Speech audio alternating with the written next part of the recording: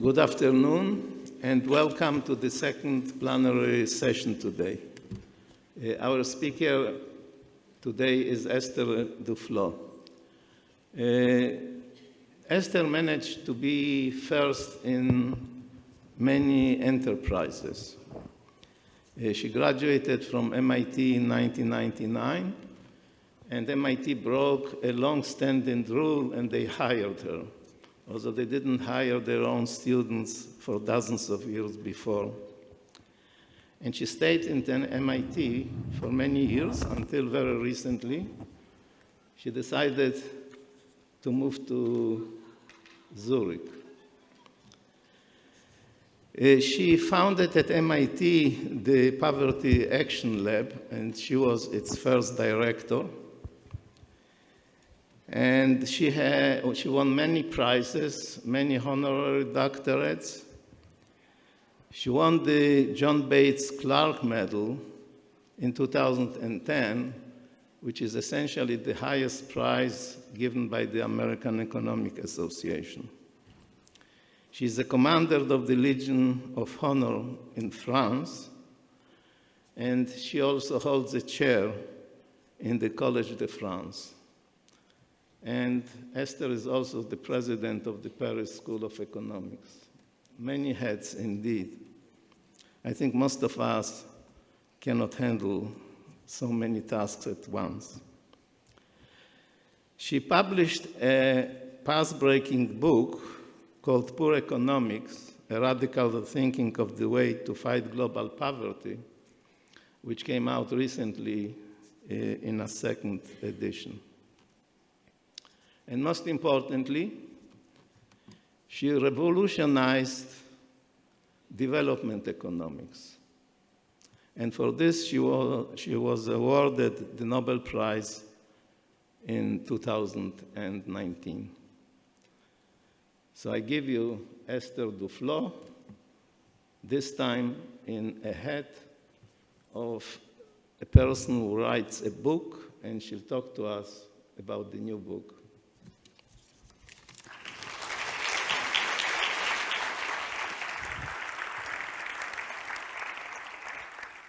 Thank you so much. Very, very happy to be here. Wonderful conference, amazing program. I thought I will take the opportunity to present to you a new book, co-written, like all of my previous book, with Abhijit Banerjee, but also we brought in Michael Greenstone, who is a professor at the University of Chicago, is also the co-founder of the Climate Impact Lab, which thinks about the impact of climate change on various aspects of life, including the very fact of being alive. This book is going to be called Just Economics, a Better Deal for People and Planet. And I'm going to kind of go over the first two parts of the book for the most part, what we face, and this idea of what is a better deal for people and planet. It's a bit unusual maybe for academic book in the sense that it also has a pretty clear policy proposal, which we actually have perhaps like Don Quixote, some hope that we can get towards implementing at some point or another. So let's start with a few inconvenient truths, as Al Gore would say, about what we face with climate change. So this is something that all of you already know, and I'm not going to spend much time on. No matter what we do from here on, the possible future look hot, or possibly very hot. Today's scientific consensus is probably that we'll be in the middle of this graph moving forward in an intermediate warming scenario. And as you can see, this already means like the temperature that will be considerably hotter than they are today. And today feels pretty hot, I suppose, at least not in this room, but outside. And considerably hotter than they have been historically. Of course, one of the reasons is that carbon emissions are high, and all of the projections, the most reasonable projections so far, unfortunately, still predict that they will remain high into the future. There's a slight decline from now until about the middle of the century due to actually what's happening in the OECD and China, where emissions are actually going down. And then the projection is for a slight increase after the middle of the century, which I will go back to in a few minutes, where it's coming from. So as long as the CO2 emissions are not going down, then the Earth is going to continue to warm. That is pretty one for one.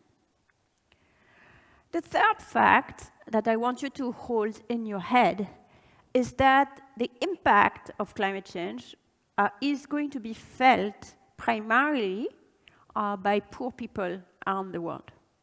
Now, that's not quite correct. The impact is going to be felt by everyone in some form or another, but the biggest, starkest impact, which is in particular whether or not you're going to have your life cut short due to increased temperature, are going to take place in the countries where the most poor people live.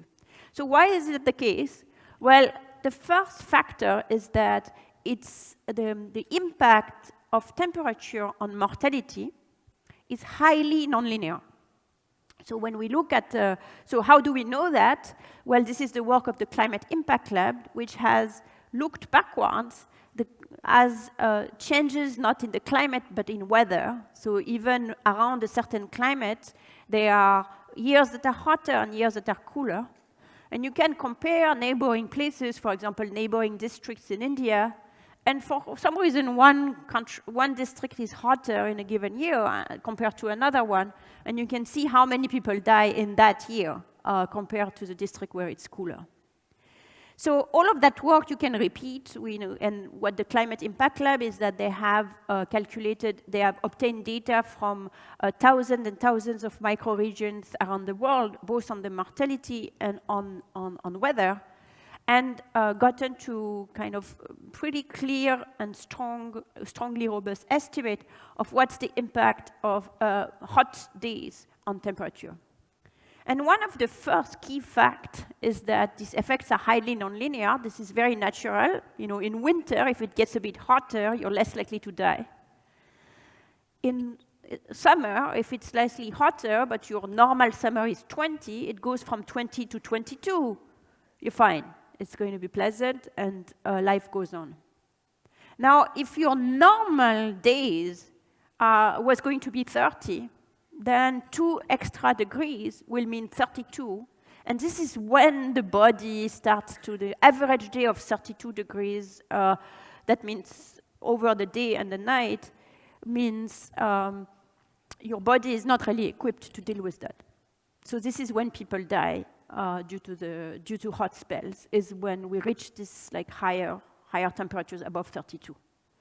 And obviously, I don't need to have a long demonstration to this room. If your average is higher, you're more likely to hit those extreme days. So the poor people who have the bad luck to live in countries where it's already hot, so think about the north of Brazil on this map, the entire Sahel regions of Africa, Pakistan, Bangladesh, the north of India.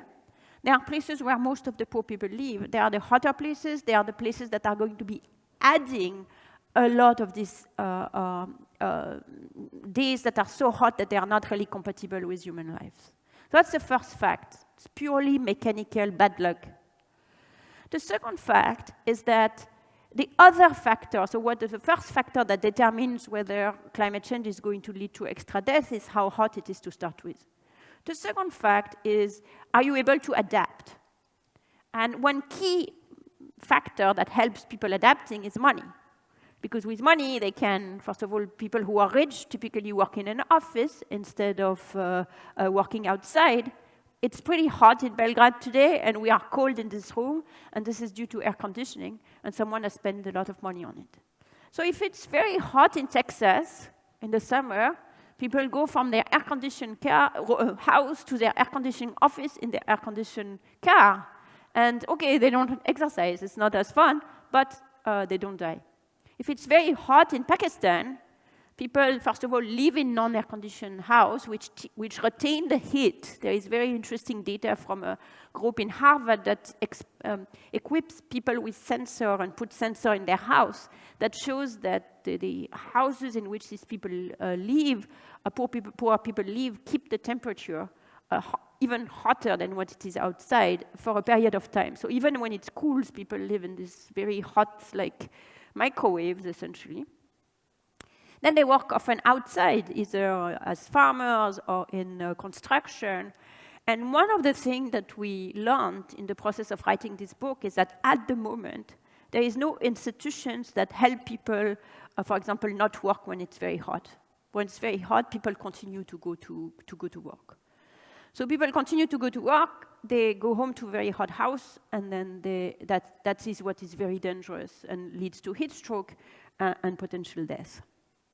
So when you combine these two things, the fact that the people, poor people live in these hot areas, and that they are less, the gradient of mortality to temperature is higher due to the lack of money to adapt, you get this map for 2100, which is the projected increase in mortality using, so here I'm showing you the average across many different climate models, using sort of the best climate science we have, different climate model, a scenario, kind of a moderate scenario of emission, which in the lingo of climate scientists is called RCP 4.5, the best demographic scenarios we have now.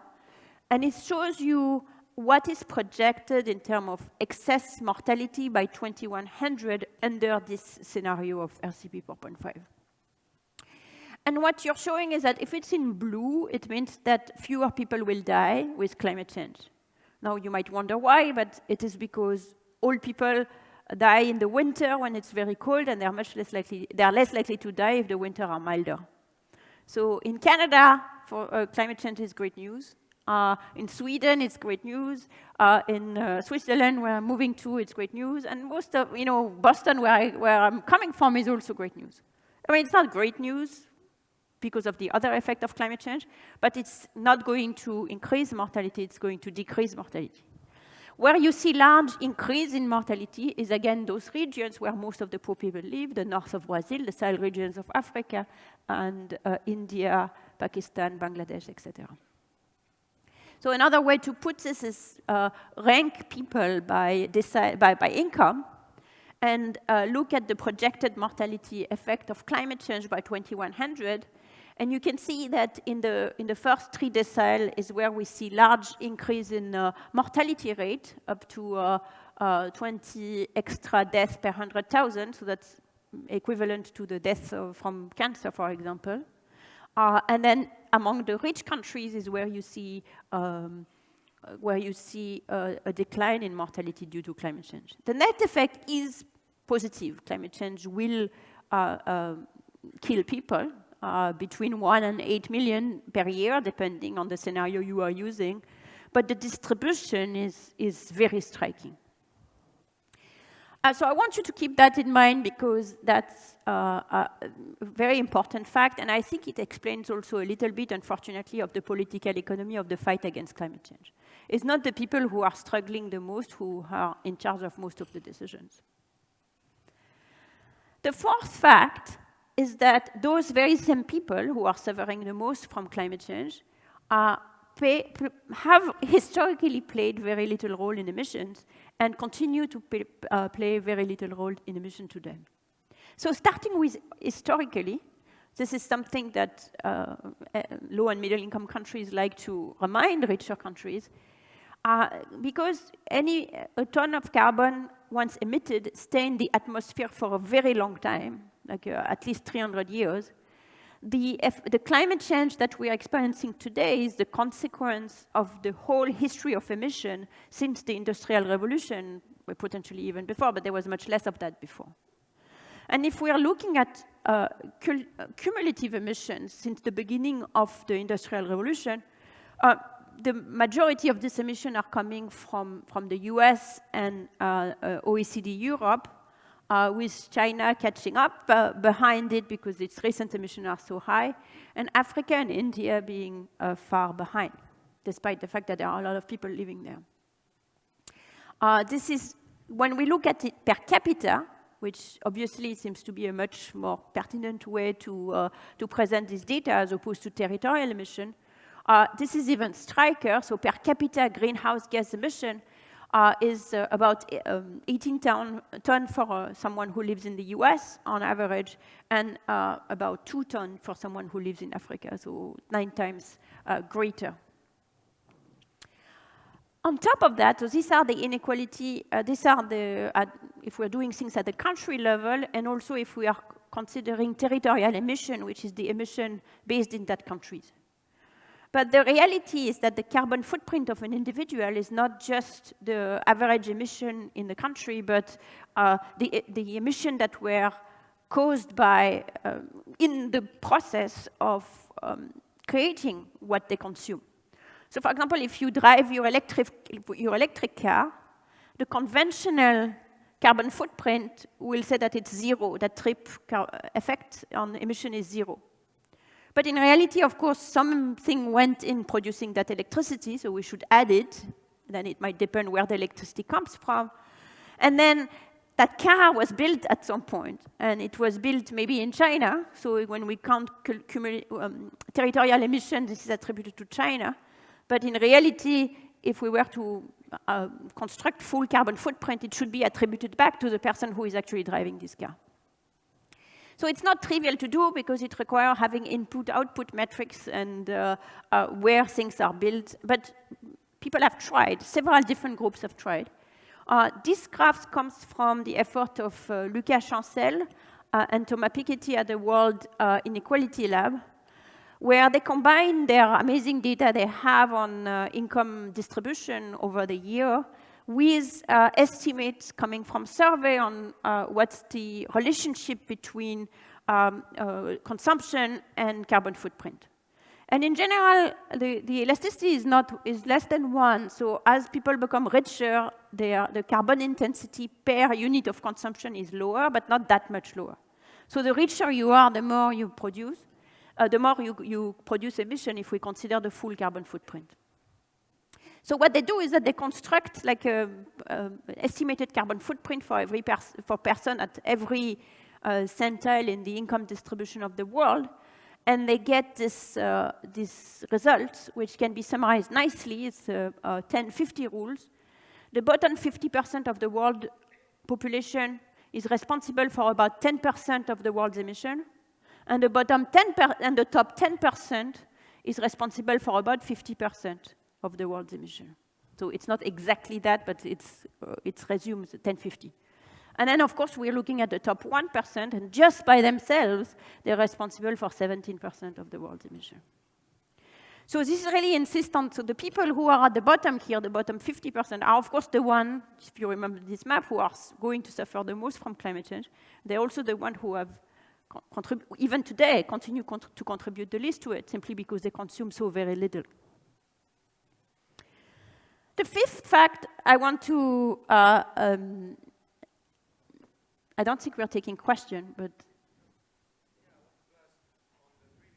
yeah, I don't think we are taking questions, but sorry. The fifth fact that I want to, I want to highlight, which might look a little contradictory to what I just said, so bear with me, is that despite that, if we're looking forward, low and middle income countries hold the key to controlling the change in the climate. Why is that? Well, it's because the OECD, willy-nilly, is actually getting its act together in terms of reducing their carbon footprint through a combination of technology. In the US, it's fracking, and policy. In Europe, it's, for example, the emission trading scheme. And the carbon emission of the OECD have already started to decline, and they are projected to continue to decline. Now, this could change with policy changes we're experiencing in the US, with AI and so on. But under the best we know for the moment, the OECD is predicted to reduce their emission, which is great news. But the countries outside the OECD are projected to increase their emission as these countries become less poor and people have consumed more. So think about India, for example. As this country population grows, and therefore there are more people to consume. So it means that historically, the non-OECD part of the world emitted less than the OECD part of the world, but moving forward, that's going to completely shift under a business as usual scenario. That also means that if we consider, for example, the effort, whatever we think about the effort of trying to reduce the climate change to a 2-degree warming, if the OECD managed to go fully carbon neutral, the non-OECD country would need to reduce their CO2 consumption by 90% compared to the business as usual that I just showed in order to achieve 2 degrees. Warming. Now you could ask that, you could say, well, 2 degrees is not a reasonable goal, but the point will remain that the low and middle income countries are not a side note in the climate change scenario. They have to be the core of the discussion. At this point, some of you might say, well, this is China. In fact, this is a story about China, but it's not a story about China because actually China is already resuming declining their emission quite fast and in on process to continue to do so. So China is actually kind of on the OECD trend. So what we need to worry about is not China, but it's other countries outside the OECD, including India, including Africa, and of course countries which are carbon producers themselves, like the Middle East and Russia, which is another story altogether.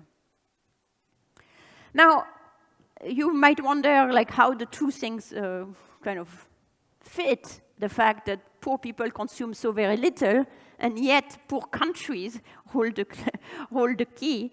And this comes back again to this inequality in consumption, not only across countries, but within countries. Per emission within countries are highly unequal. You can see it within the US, and you can see it within China, and you can see it within India, where we have a factor, for example, in India of 1 to 32.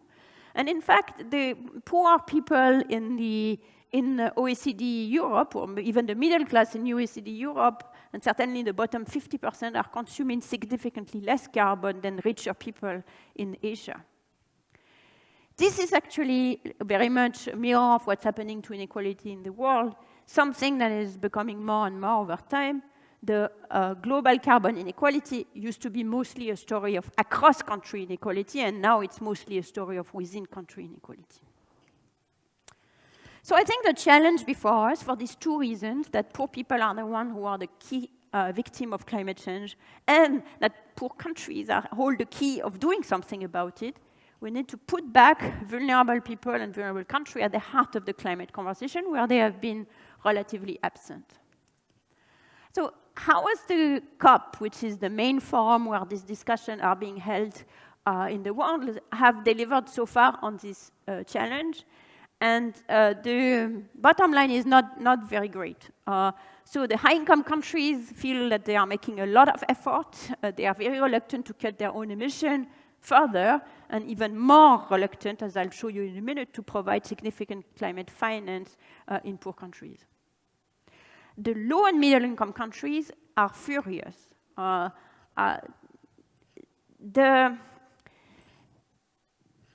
the last, I'll show you an evidence, just one point of evidence of that, which is the last COP. The last COP was held in Brazil, and the US was absent.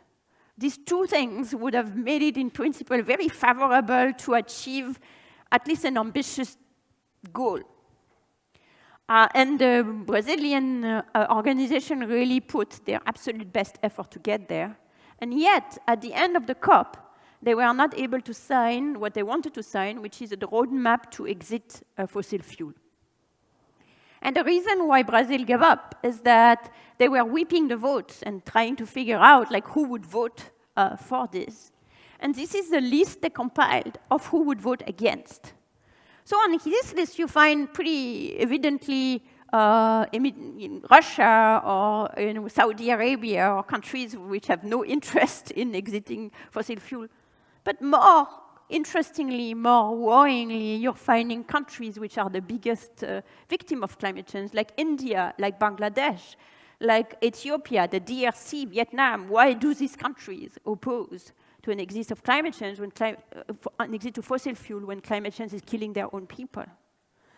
And this reflects their fundamental mistrust of the way that the climate negotiation is going. And actually, I was at the COP, so I was sitting in just as an observer in the negotiation room, and it's just mind-boggling because you have, let's say, the negotiator from Kenya standing up and contesting whether we really know that climate change is happening. And so this alliance between poor countries and the fossil fuel producer countries is really something that's quite terrible. And why is that the case? Well, that is the case because, as I was saying, the COP process generally has treated the poor countries as rounding error until very recently. In Copenhagen, in 2013, a promise was made to give them, to mobilize $100 billion in climate finance towards the poor countries. It was very long in coming. As you can see, it was only in 2022 that the 100 billion goal was reached. But more importantly, most of the financing has come as a loan, often on commercial terms, often tied to buy product from the country that provided the loan, and for mitigation.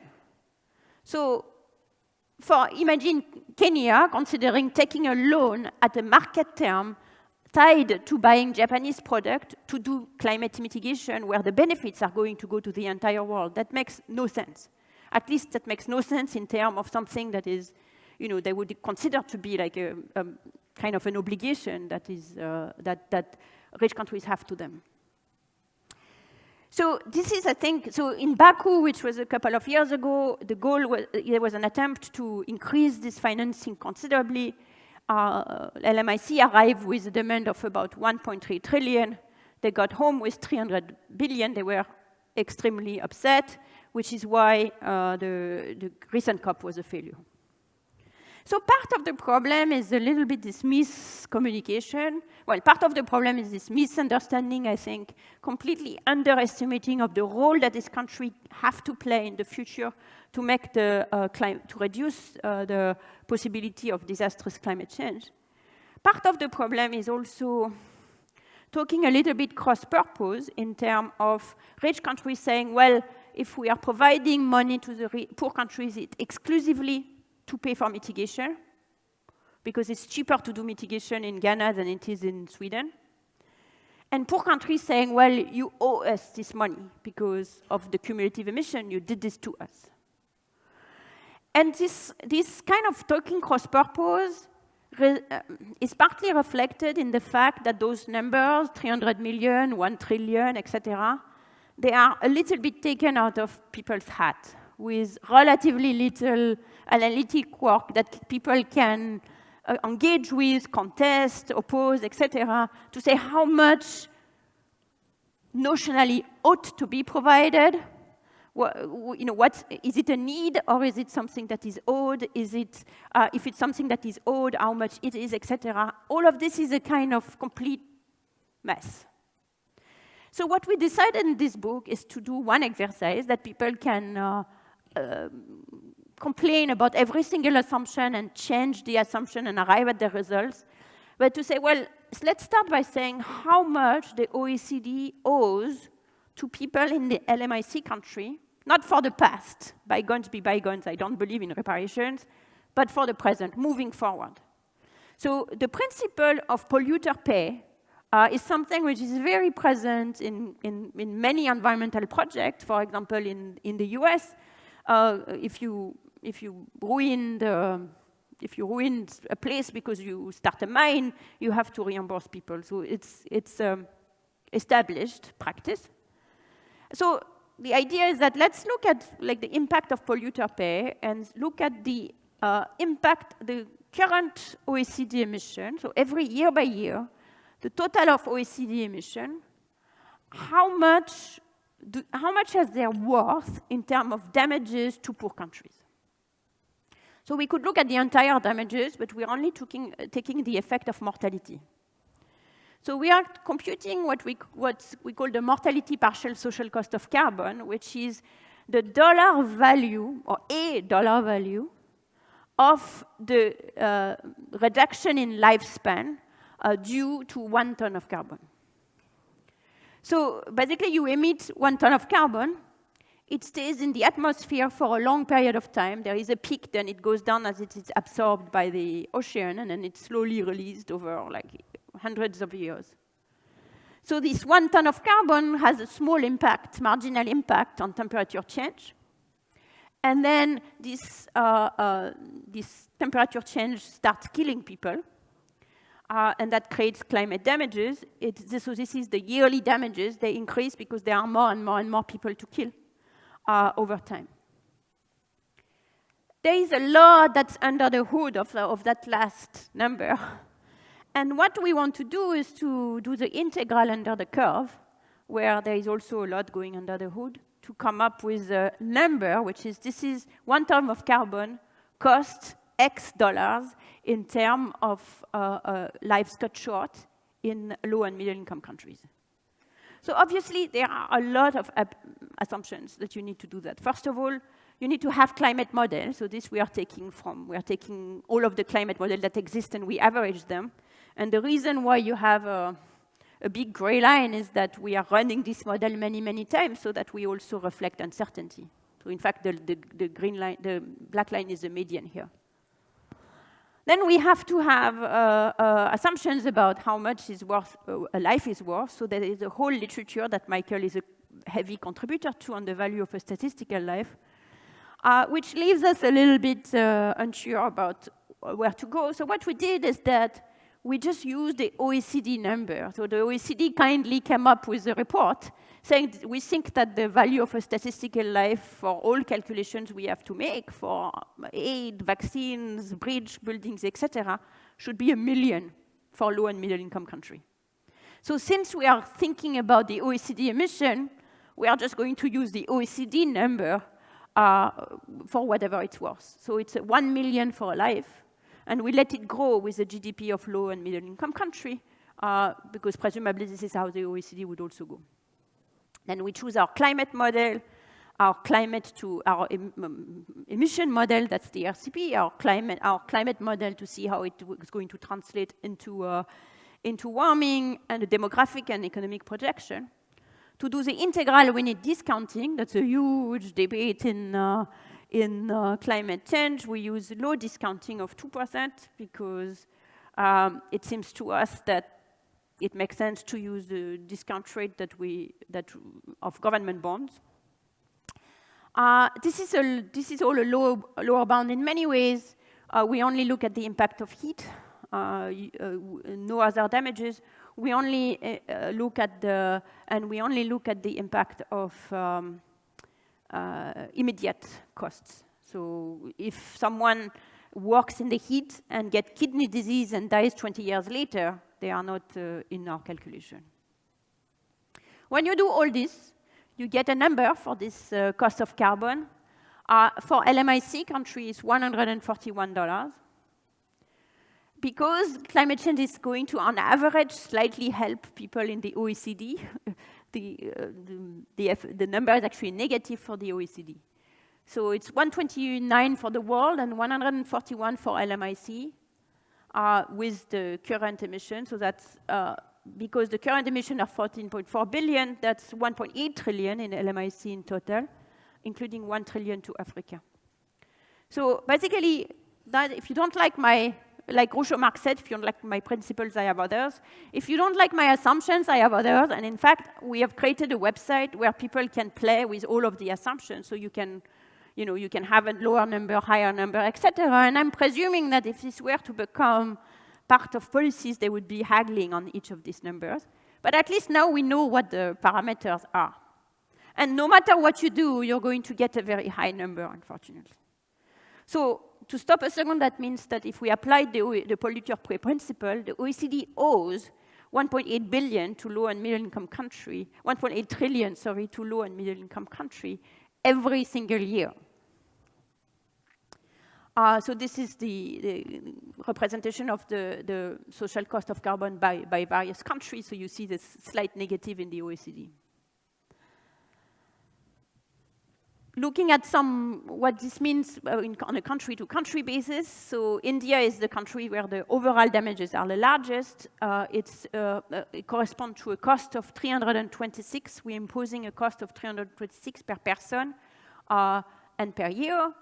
Pakistan is 1,400. You're seeing the African country where the damage that is imposed to every single citizen of the Sudan is over $2,000 every year.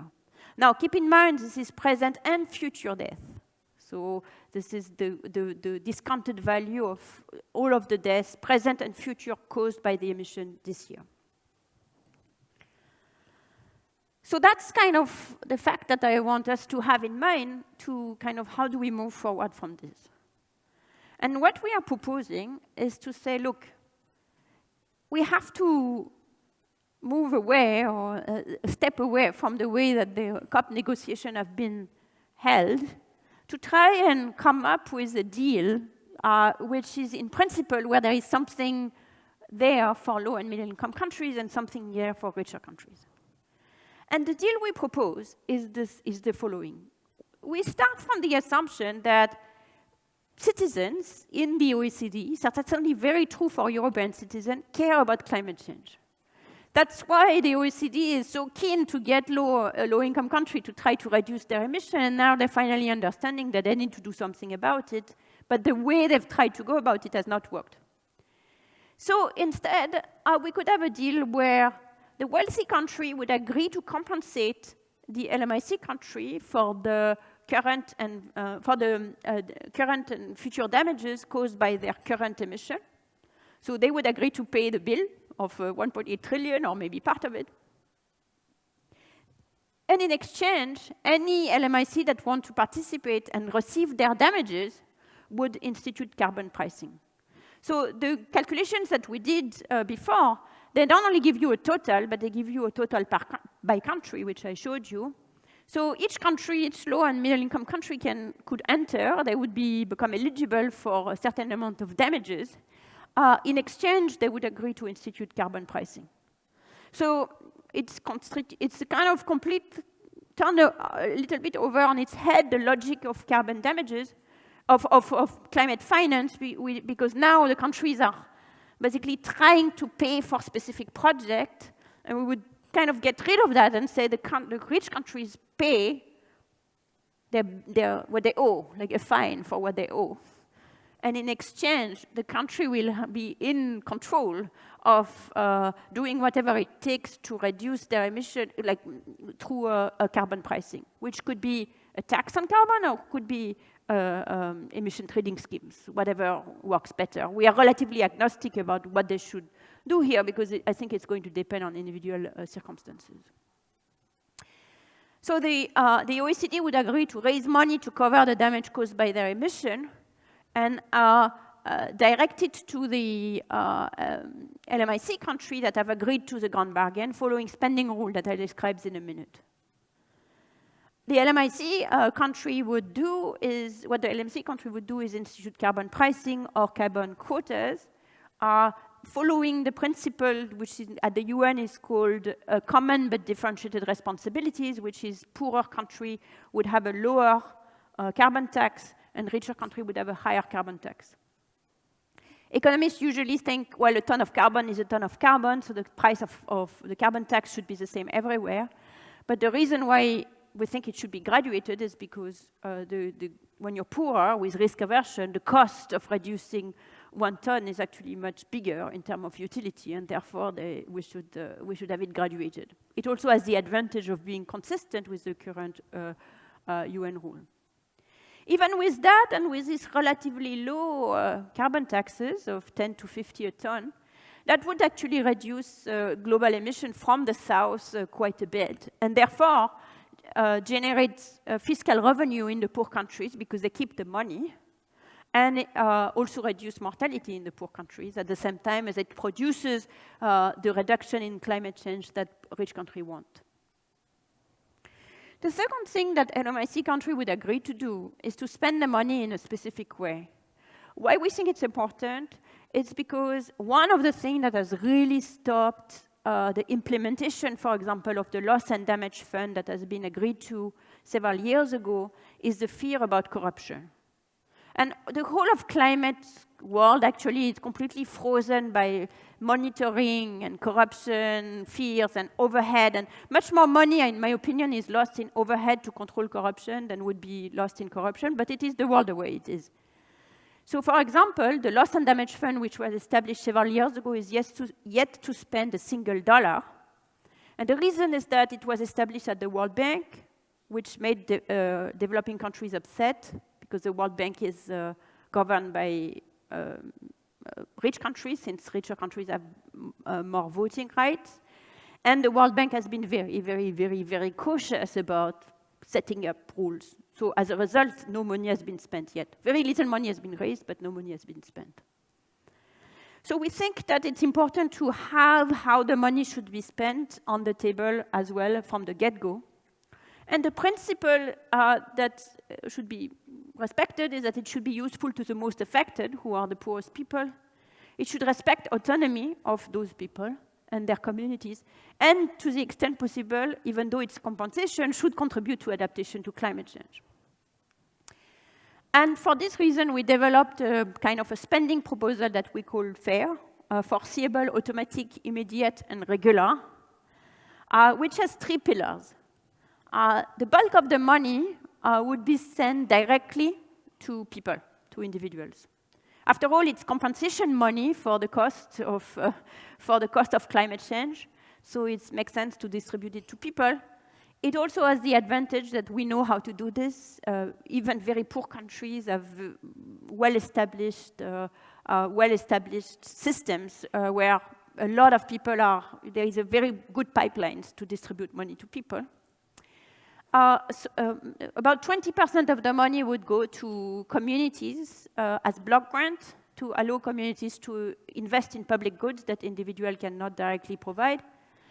And about 5% would go into reinsurance for governments to deal with climate disasters. Let me explain each of these a little bit more. So the first pillar is transfers to family. I presented this project in Brazil as part of the COP action agenda, and it's got Kristen there, Pix do Clima, because they love their Pix, which is a phone-to-phone payment system that works extraordinarily well and has basically replaced cash. And is already used in Brazil, but also in other countries to get government transfer. So what we would have is that in the poorest country where damages are huge, consider Congo, for example, with damages of $2,000 per capita, which is several times the GDP per capita. It wouldn't make no sense, of course, to send that much money to DRC at once. They wouldn't be able to spend it. What you could do, however, very easily within that budget, is to send a universal compensation income of $3 per capita at PPP per person in Congo, thereby completely eradicating poverty in the way that the World Bank defines it. And the rest of the money you would save in a notional account, so that even when the OECD become carbon neutral, you could continue giving these transfers to future generations. So remember, the $141, it's the damage caused by this and all of the future generation. So basically, this process helps compensating the current people for the loss they experience and smooths it out such that future generations also get compensated for the loss they experience, even from the loss today. So that's what we are proposing for the poorest country. Most countries in Africa would qualify on this line.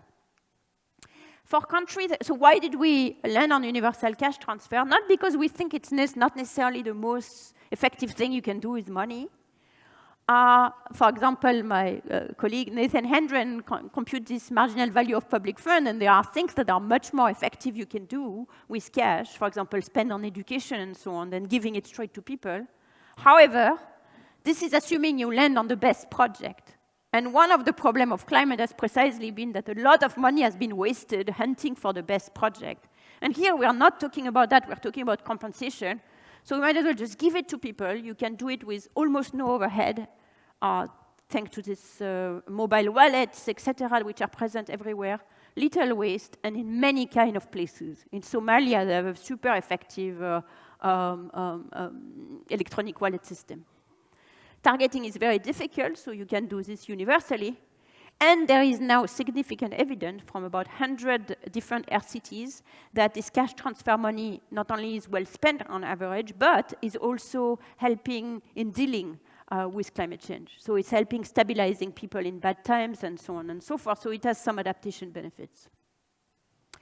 In richer countries, for example, take Brazil, there is not enough damages to pay universal basic income to everyone, and in addition, that might not be enough money to really make a difference. So what we are proposing is what we call weather-triggered basic income, which is we would predict that the next month is going to be a heat wave. The weather model, AI weather model have become extremely good at doing that. So you can predict that there's going to be a heat wave with many hot days in the next month. People would get a payment for the month. And then they would be able to decide whether they, for example, they don't need to work for that month. They would be able to pay their electricity to power a fan or to power air conditioning and so on and so forth. So this is something this is how the system would work. That is like not something that has been tested yet, but I'm now hoping to test that in Guatemala and Brazil very shortly. So while we did land there, one advantage, not because the heat is directly due to climate change in that specific year, but the advantage of a targeting on hot spells mean that you tend to target within a country to the hotter places. And it also, we know that poor people do not buy insurance for various reasons, and that's kind of produce automatic insurance against those hot spells. The second pillar would be community block grants, where we would calculate at the level of the community what's the damage they are experience. We will get them a small fraction of that money to go to them without any strings attached, which they could use this money to do whatever they want, but in particular to do the protective investment that individuals cannot do. For example, levee. I visited the Sundarban in India, and climate change means that when it rains a lot, they get completely overrun by water. They could put levee, cooling centers, and so on and so forth. But they could decide what to do, and again, no overhead because that would just go to them. And the third pillar would be pre-arranging crisis financing for government. Stefan Derken led a group that showed that only 2% of the money that is being spent to recover after damages is insured.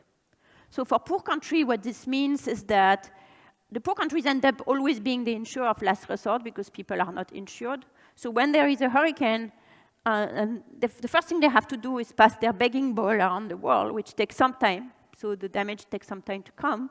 And then they accumulate some money, and then they help their people. But the money is often in the form of loans, and then that really hobble them like for years to come. So that system is really inefficient in both counts. Harrison at Columbia showed that one disaster because of that reduces the growth trajectory of the countries because they have even more debt that they need to repay for all this time. And it slows down the process of helping people. So we kind of estimated that on the basis of past damages that about 5% of the total damages would be sufficient to cover the insurance over these climate-related disasters. So it could be paid to an insurance company that would then reinsure the government, or it could exist in a fund, like there are already some regional fund to cover this debate. So, of course, I hope that I've convinced you that it would have social value to do that in terms of protecting lives, in terms of making people whole, and also in terms of producing some climate action in poor countries. But it is not something that you can take to the market and pay for. And one of the big, I think, scam of climate finance has been to believe that we can actually raise it privately from the market. And this, I can tell you from the get-go, you cannot raise privately for the market. Because the market is not going to be able to sell the idea of paying a grandmother in India for the climate compensation. So that's a lot of money. How would you raise so much money? So first of all, because of that smoothing that we would see over time, we don't need to raise all the money at one go. We can raise a part of it. And not all of the poor countries will want to enter the scheme at the same time. So I don't think we need to raise $2 trillion to get started. Maybe 500 billion would already be a good start. Would it be possible to raise $500 billion? So it would have to be a collective action, collective international public finance effort. And in fact, it probably would have to be an international taxation effort. So the most logical would be to say, well, this is the social cost of carbon, so we can just increase the carbon tax in rich country by $141 and put that into the fund. That is nice, that makes a lot of logical sense, but it ain't going to happen, given how people hate carbon taxes, so I don't trust in that. The second possibility would be to trust, say, okay, France enters the scheme, so it is now France's responsibility to raise, whichever way they want, to their own taxation system, the amount of money that is going to be put into the fund. I'm also not very confident that is going to happen because, take the example of France, we have a terrible budget crisis, we don't know how to pay for teachers, so it is very unlikely that we would want to do that. So the third way, which I think is a little bit more hopeful, is to find sources of revenues that have not already been allocated because we don't have them yet, and allocated directly to this. So this is the idea of tied sources of revenue, which have been instrumental in creating social security and in general social insurance protection in rich countries, is find one source of revenue that is only allocated to this purpose. So what would it be in this case?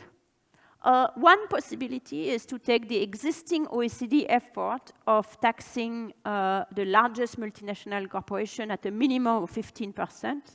So most countries in the OECD already have a tax rate that's above 15%, but many of the multinationals don't pay them because they're headquartered, for example, in a fiscal paradise in the Bahamas or whatever. So in a few years ago, a treaty was ratified to get to a minimum of a 15% taxation. The treaty, it's just wonderful that it exists. It is also full of holes, so it could be improved in terms of how it's written. And instead of 15%, you could increase it to 21%, which is lower than what the tax on corporation is in most of these countries anyway. So you could bring it a little bit up, take that difference, and then assign it to the fund. Just doing that would raise you 400 billion a year. Currently, that money is not being raised, so it's not being spent, so that could be one avenue. The other avenue is the proposal that Brazil had made when they had the presidency of the G20, with working with Gabriel Zucman, of small tax on billionaires, corresponding to 2% of their wealth every year, which would be done at the international level. Again, this tax doesn't exist, so the money has not been raised, and therefore it could be, if it were raised, could be assigned to this process. That would raise, as of today, 400 billion and growing as the fortune of billionaires keeps increasing. Now, one reasonable question, so we have on our website, the same way that we have calculation for what's the social cost of carbon, we have revenue simulation for these different options. Why would this work? First of all, why would wealthy countries agree to do this, agree to kind of work together, say to raise these taxes and then spending on this question? Well, the first, maybe naive reason is that, well, because we have to. This is the choice, this is the consequence of the way we decide to live our lives. So true, we have a bigger army, so we can continue to do it, but that's not right. So maybe that is a naive argument, but it's good sometimes to put the naive argument on the table.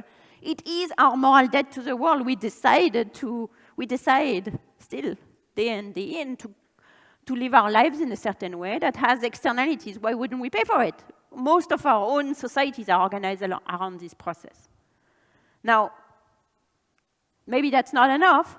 So the other reason why a wealthy country should agree to do this is that a citizen of wealthy country hate climate change. This is a photo of Switzerland where I'm about to move. This is a village that got underwater because of glaciers melted on it. They moved the entire village in another place, and that didn't make them happy at all. So we actually asked, we ran a survey of 14,000 people in 57 countries. Within the OECD, 83% of people, of our respondents, think that climate change is happening, and 72% that their country should do something about it. This is particularly strongly among young people, so 90% of the 18 to 24 thinks that climate change is happening, and 76% that their government should do something about it. In the US, even Republicans believe climate change is happening, and that 62% of them believe climate change is happening, and 54% that their country should do anything about it. So in fact, there is a strong demand to do something about climate change, and the reason, but on the other hand, there is no strong demand to change the way we live our life. So to say, well, the most effective thing you can do is actually not change the way you live your life, but helps the people in India and Africa and in Brazil to be on a more sustainable path. And they might be convinced by that. Why would the LMIC agree to do this? Well, number one, they would be compensated for damages. They would raise money. And in a lot of these countries, raising taxes is actually a big policy action. And it would help them join, deal, for example, with CBAM, which is the EU policy to restrict import to countries that don't have a climate change. So that would kind of make their life easier on the international trade as well. Outside the OECD, 93% believe climate change is happening, and 84%, so even higher than in the OECD, that their country should do something about it. So even though India as a government tells us we cannot be bothered, this is not our problem, eradicating poverty is the most important thing, that's actually not true. That's not what the Indian people think. So it might be harnessing this might be possible to do something about it. Last note to conclude, we don't need unanimity to make this happen. Any pair of countries can start. Sweden could make a deal with Togo and get started. And in fact, that's kind of one of the things that I'm hoping to do in the next few months and years is to get some countries to get going in trying it out. So Brazil and Guatemala are going to try on the spending side, self-financing it. And then I'm hoping to find one rich country, if you know one let me know, that would be interested in piloting the system. And then hopefully a sufficient number of people would join such that other people would have to join too. So what do people think about the idea? We asked them, so 77% thinks that it would work. It would be a good idea. Of course, more in LMIC than in the OECD. The younger people are more likely to benefit it. Even 44% of Republicans think it's okay. And importantly, this idea that it would be a tit for tat is part of the appeal for the proposal. So all that makes me think that it might be not a fully lost cause, and something that I'm kind of excited to spend the next few years trying to make happen. And let me just finish on this. I think it's a deal that could benefit everyone. For LMIC, for end extreme poverty, being autonomy over the spending, which they don't have now in climate negotiation for the OECD, would lead to meaningful emission reduction in poor countries which are necessary, reducing the risk for disruptive climate change. So thank you very much, and I hope you have a great conference.